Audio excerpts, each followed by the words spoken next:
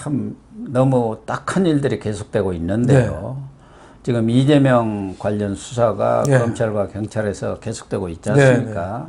그런데 이번에 이재명 부인 김혜경 씨의 법카 수사와 관련해서 김혜경의 비서 역할을 했던 배소연 씨의 지인인 40대 남성이 극단적인 선택을 한 것으로 지금 이렇게 드러났죠. 네, 상당히 좀 안타까운 대목이죠. 정말 안타까워요. 벌써 이재명하고 관련된 사람이 벌써 4번째 죽었어요. 그렇죠. 그게 무슨 사연이 있는 건지 참 저는 안타까움을 금할 수 없죠. 첫 번째 죽은 사람은 작년 12월에 대장동 관련해서 수사받던 유한기 전 성남 도시개발공사 개발사업본부장. 그 다음에 이어서 김문기. 이분도 성남 도시개발공사 개발 1처장. 잇따라 극단적인 선택을 했고, 지난 1월에는 이재명 변호사비 대납 의혹 관련 녹취록을 폭로한 또 이분도 50대 이모 씨도 또 이병철 씨. 실종 뒤에 또 돌연 사망을 했어요.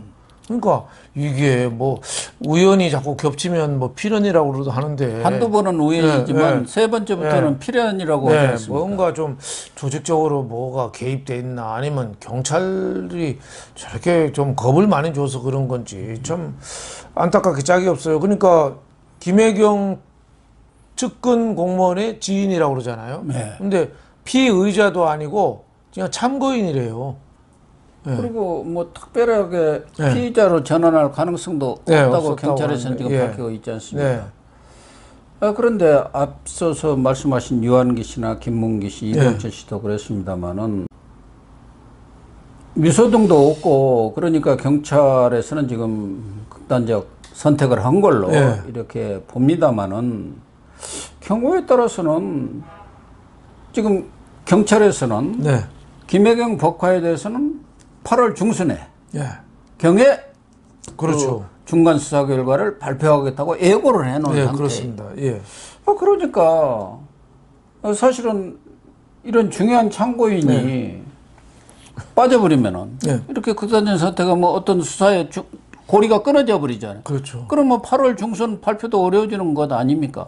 그래서 뭔가 이런 것을 노린 뭐 배후에 무슨 압력이라는 게 또 있지 않습니까? 본인이 극단적인 선택을 하더라도 자꾸 너 그렇게 살아서 뭐냐 뭐 이런. 그렇죠. 그럴 수도 있고 너 뭐 진술 제대로 이재명한테 불리하게 하면은 내가 소송으로 너를 절단내게 해주겠다. 그러면은 경찰한테도 쫓기고 이재명 쪽한테도 쫓기고 양쪽으로 해서 마찬가지예요. 그런 경우가 있을 수가 있는 건데 여기에 대해서 좀 저는 의심도 들고 진상조사를 좀 해봐야 돼요. 이재명 형도 사실 좀 일찍 돌아가셨잖아요. 그러니까 동생하고 싸우다가 그러니까 강제 입원시키려고 얼마나 스트레스를 받았겠습니까? 그러니까 이재명이라는 사람이 이 적응력도 뛰어나고 하지만은 이 사람에 대한 호흡 불호가 굉장히 뚜렷해 가지고 자기 편 하면 좋게 하고 나랑 같은 편이 아니다 그러면 수단 방법을 안 가리고 보복하고 좀 이런 성향이 좀 있어요. 그래서 지난번에도 왜 그 어디 부천시장인가요 뭐 남양주 시장인가 뭐 말 안 듣다고 그냥 예산 잘라버리고 한 거 봐요. 그냥 그동안의 성향을 보면 좀 그렇거든요. 그래서 우리가 모르는 뭐가 있을 가능성도 상당히 있다고 보여집니다. 그러니까 앞서 얘기한 유한기 씨라든가 본부장, 김문기 1처장 이런 분들도 극단적인 선택을 했는데 사실은 이재명이가 배임 혐의가 구성이 되려면은 그 초과이익 환수조항을 어떻게 빼버렸는지 그게 이제 밝혀져야 하는데 그 부분을 책임졌던 사람들이 유한기, 김문기 아닙니까? 어떻게 빼졌는지 이런 것을 잘 아는 사람이에요. 그러니까 수사의 그 중간이 딱 빠져버린 거예요. 이 사람들이 증거 능력이 없어져 버린 그런 상황이 되고 남아있는 사람은 유동규인데 유동규가 거기서 불지 않는 한 이재명에는 그런 일 없다고 하면 끝나버리는 거 아닙니까? 이분들이 살아있어야 그때 이런 과정을 거쳤고 이런 공문을 보냈고 어떻게 해갖고 그게 사라져 버렸습니다. 초과이익 환수조항이. 그래가지고 저렇게 화천대유에다가 어마어마한 1조 단위의 그런 이익을 몰아주었습니다. 이게 입증이 돼야 배임 혐의가 되는 거죠. 그러니까 이런 것들을 보면은 이게 우연이냐. 그건 좀 이상하죠. 성남에는 또 힘께나 쓰는 사람들이 또 많이 있잖아요. 옛날에 뭐 전에도. 조폭, 뭐 연루설부터 진짜 이재명에 관련된 그거는 수십 건이 되는 것 같아요. 근데 저는 이번에 깜짝 놀란 게 이게 자살한 사람이 40대거든요. 숨진 채 발견됐으면은 이재명 하루라도 좀 무건 수행을 해야 되잖아요. 당연하죠. 예. 근데 뭐 개딸 뭐 댓글 정화 뭐 한다니까 이재명과 고맙잖아 이런 거 써놓고 예? 그러니까 그게 할 땐가요? 사람이 그러니까 28일 새벽 1시부터 그 개딸들하고 트위터를 하고 있었다는 거 아닙니까? 그러니까 공감하는 능력이 없는 거죠. 아무리 그렇다고 하더라도 자기하고 직접적으로 관련된 사건 아닙니까? 예, 그렇죠. 그게 관련돼서 경찰 조사를 받다가 수사를 받다 참고인 조사를 받다가 그 사람이 극단적인 선택을 했을 때는 얼마나 그 사람으로서 고민을 하고 그런 일이 벌어졌겠습니까? 압력을 넣든 안 넣든 그런 게 관계. 그럼 거기에 대해서 애도를 표명하고 쫓아가서 그렇죠. 상가를 먼저 가야 하는 거 아닙니까? 지난번 뭐 김문기 씨라든가 이런 때도 모른다고 해버렸잖아요. 그거 보면 참 얼굴이 참 두꺼운 사람이다라는 생각이 들어요. 저렇게 사람이 죽었는데 저렇게 이렇게 트위터를 하고 이런 거 할 수 있는지. 더구나 이 원인 제공자 중에 한 명이잖아요. 이재명 법인카드 사고가 없었으면은 이 40대 이분이 왜 죽었겠어요? 예? 그렇죠. 더군다나 김혜경 그 법관은 그것을 회계 책임자가 당시 도지사였던 이재명이고 이재명의 허가 없이는 그렇게 쓸 수가 없는 거 아닙니까? 그렇죠. 법카뿐만 아니라 다른 부서에 있는 것까지도 다 가져다가 다 이렇게 결제하고 초밥 무슨 이런 이 닭백숙 다 사먹은 거 아닙니까? 소고기, 초밥 뭐 경기도민들이 지난번에 이재명이가 이 법인카드 때문에 저는 대통령 떨어졌다고 보거든요. 그렇죠. 0.73% 차는 경기도민들이 내 세금 걷어가지고 소고기 초밥 사 먹어? 경기도민들이 화가 많이 났어요.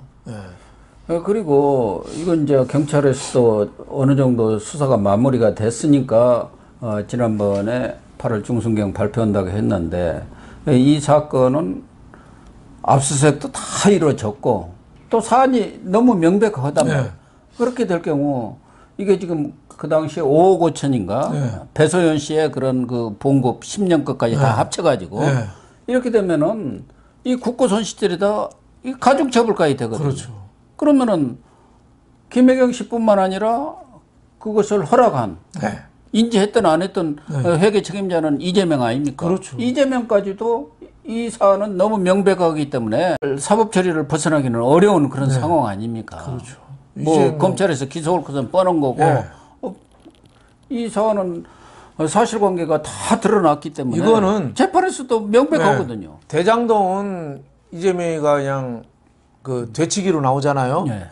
당군 이래 최고의 국고 환수 작업이라고 뻥을 치잖아요. 하지만은 이 법인카드는 너무 분명해요. 그러니까 집에서 초밥 사 먹고 소고기 사 먹고 다 제보 그 고발자도 있잖아요. 다 분명하기 때문에 여기에 대해서 이재명은 피해 나갈 수가 없죠. 그런데도 불구하고 국회의원 나오고 당대표 나오고 참 저는 대단한 어떻게 보면은 얼굴 두께라고 생각합니다.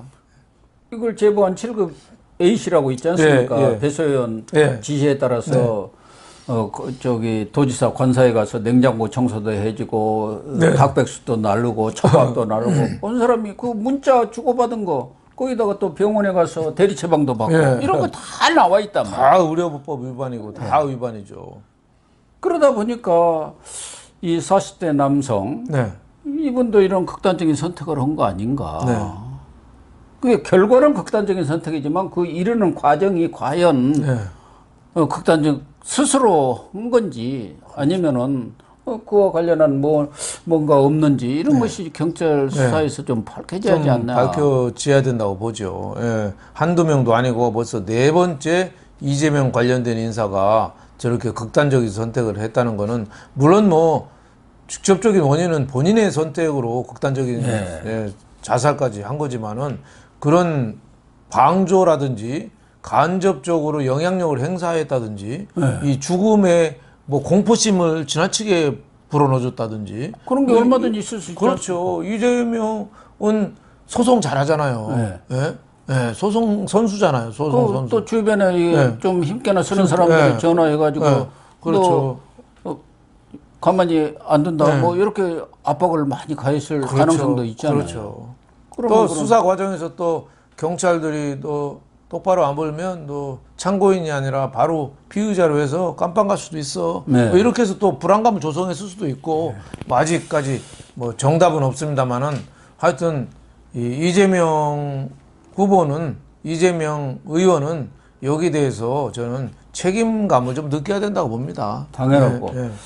또 하나는 이 조국이가 형사사건 공개금지 규정을 네. 만들어서 최근에 한동훈 장관이 좀 풀기는 했지만 부분적으로 차장검사의 그런 티타임 갖는 쪽 정도만 풀었단 말이에요. 네. 근데 너무 깜깜이 수사가 되고 있지 않느냐. 네. 이게 언제부터 이루어진 수사인데 그렇죠. 그래도 적어도 국민들로 일종의 알 권리는 있는 거 아닙니까? 그렇죠. 배소연을 소환을 했는지 네. 김혜경은 소환 조사를 아니 8월 15일이면 얼마 안 남았지 않습니까? 그렇죠. 그러면 이재명은 언제 소환할 건지 최소한 또 국민이 그 수사 구체적인 내용에 대해서 알려고 뭐 누가 그걸 알려달라는 것은 아니지만 네. 그래도 어떻게 대학하고 있는지는 국민들한테 그렇죠. 좀 알릴 필요가 있는 거예요. 그럼요. 완전 깜깜이 수사예요. 네. 그건 제가 보기에는 조국 때부터 그걸 수사 과정이 있는 거는 공표 금지 원칙 적용해서 뭐 하고 있습니다만은 어느 정도 사실에 대해서 흐름은 국민들의 알 권리 차원에서 좀 알려줄 필요가 있다. 지금처럼 이렇게 깜깜이 하는 거는 자칫 어디로 가는지를 모르잖아요. 모르죠. 네, 너무 그거는, 궁금하죠. 네, 그거는 좀 빨리 좀 시정이 돼야 될 부분이다 이렇게 생각합니다. 그러니까 피해자 인권을 보호하는 네. 거 그것도 물론 중요하지만 이런 큰 사건, 국민적인 관심이 된 사안 아닙니까? 네. 우리가 무슨 자질구레한 사안까지 그렇죠. 일반 국민들이 알고 싶어 하지도 알 필요도 없지만 이런 이재명 수사라든가 또 문재인 관련 수사 이런 부분에 있어서는 그래도 지금 상황이 어떻게 돼가고 있다. 이건 알려줘야 하는데 8월 15일 날 발표한다는데 이번 사건이 그러면은 이렇게 극단적인 선택을 한 사건이 일어났으면 과연 발표가 될 건지 지금 어느 단계까지 이루어졌는지 지금 배소연이도 소환 조사에 있다는 얘기도 없고 지금 언론 보도 보면 아직도 안 한 것 같은데 어떻게 배소연을 아직까지 안 하느냐. 글쎄요. 김혜경도 해야 한단 말이에요. 벌써 그렇죠. 이루어져야 해야죠. 8월 중순에 발표하려면 그리고 마지막에 이제 꼭지를 이재명을 불러서 소환 조사를 그렇죠. 하고 이것만 남아야 하는데 아무것도 아는 게 없어요. 그런 과정에서 이렇게 엉뚱한 사람이 참 억울하게 이런 극단적인 선택 참변이 이루어지고 있으니까 우리 국민들도 답답하고 안타까운 그런 부분은 좀 시정이 돼야 할 것 같고 또 하나는 28일 날 오늘이죠. 그 지금 8.28 전대 8명이 당대표에 출마했죠. 근데 오늘 1차 컷오프에서 3명으로 압축되는 날 아닙니까? 그렇죠. 누가 뭐 이재명이 뭐 당연히 들어갔습니다만 뭐 당연히 좀 될 테고 그거 빼놓고는 뭐 저는 서른이나 박주민 뭐 강원식 정도가 박용진 의원은 박용진 박용진 좀 유력하죠. 대권 후보도 나섰고 박용진하고 서른하고 뭐 강원식 정도가 좀 2명 안에 들어갈 가능성이 좀 높지 않나 저는 이렇게 보고 있습니다. 그런데 뭐 3명으로 압축이 된다고 하더라도 박용진 의원은 아마 거기 들어가는 것 같고 그 다음에 박주민, 서른, 강훈식 의원 중에 한 사람이 들어갈 것 같은데 게임이 되겠습니까? 뭐 게임이 안 되니까 이렇게 문제죠. 뭐 어대명이라고 그러니까 단일화 노력을 해야 되는데 저 강훈식 뭐 이런 사람들은 박주민 이런 사람들은 단일화에 좀 소극적이에요. 박주민은 원래 뭐 이재명 편 아닙니까? 그러니까 강훈식도 그렇고. 뭐 상황 본부장인가 했지 않습니까? 그러니까 당 대표는 어차피 이재명 될 건데 괜히 비이재명으로 찍힐 필요 없다 이거죠. 그러니까 단일화도 안 하고 있는 거예요. 그러니까 좀 야당의 경선이 굉장히 지루하고 재미가 좀 없어지고 있습니다. 그러네요. 네. 전에는 뭐 TV 토론도 하고 막 그렇죠. 뭐 이런 것들이 있어야 하는데 그런 것도 없는 것 같고. 네. 아무튼 뭐 이렇게 이재명과 관련돼서 네. 그냥 조용히 사라지는 사람들이 이렇게 자꾸 늘어나고 있으니 앞으로 이제 대장동 수사도 검찰에서 본격적으로 지금 시작을 했지 않습니까?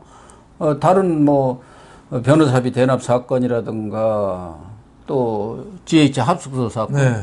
이런 것들이 계속 수사가 되면은 또 얼마나 많은 사람들이 어려움을 당해야 할지 네. 정말 걱정입니다. 네, 지금 이런 것에 대해서 가장 잘 아는 사람이 이재명 아닙니까? 본인이 제일 잘 알죠. 네. 근데 하여튼 본인은 아주 네. 딱 이런 딱 부분에 이 대해서는 침묵. 땅고 뭐 불리한 진술이나 이런 거를 또 막기 위해서 또 아마 수면 밑에서 굉장히 뛰지 않겠습니까? 네. 예, 여러 가지 뭐 이 측근이라든지 뭐 동원해가지고 많은 그 어떻게 보면 검찰 법망을 빠져나가기 위해서 안간힘을 쓰고 있다고 봐야죠. 아무튼 억울한 죽음이 있어서는 네. 안 됩니다. 네. 범죄는 당연히 밝혀야지만 그 과정에서 당사자는 싹 뒤로 빠져버리고 거기에 뭐 불가피하게 참여했던 사람들이 수사 과정에서 이렇게 억울한 죽음이 있었어야 되겠습니까? 네. 과거에 그 김문기 씨라든가 유한기 그 유족들이 얼마나 네. 억울해 했습니까? 그렇죠. 왜 우리가 죽어야 하느냐? 그리고 와서 조문 한 번도 안 오고 이런 게 있을 수가 있느냐? 그렇죠. 인간은 도리가 아니지 않느냐? 그 사람들이 뭐 죽은 사람을 미워할 수는 없겠습니다만은 유한기, 김문기 이런 사람들이 자기 역할에 비해서 모든 책임이 자기한테 다 떨어지는 거 아니냐? 예. 굉장히 억울했다는 거죠. 예. 그러니까 이재명은 요리 빠지고 저리 빠지고 지금 특히 법인카드까지 빼도 박도 못하는 증거를 갖고 있는데도 저렇게 자살한 사건이 난 거 보면은 모종의 또 흑막이 있다고 보여집니다. 그렇습니다. 이런 부분에 대해서 물론 본안 수사도 잘해야겠지만 이번 이런 사건에 대해서 무슨 억울한 죽음이 없는지 검찰이나 경찰이 좀 제대로 된 진상을 규명할 필요는 있는 것 같습니다. 네, 오늘 방송 마치도록 하겠습니다. 시청해 주셔서 감사합니다.